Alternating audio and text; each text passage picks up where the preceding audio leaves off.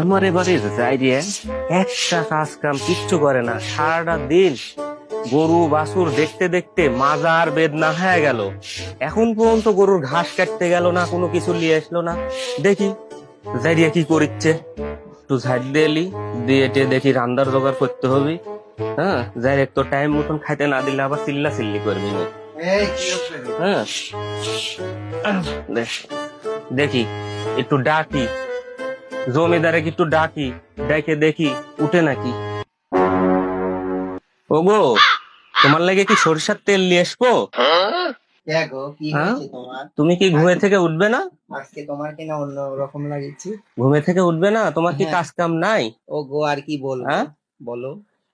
তুমি কি এভাবে শুয়ে থেকেই আমাদেরকে মানে সংসার কিভাবে চালাবে? তুমি এইভাবেই চলবে আর এভাবে চলবে?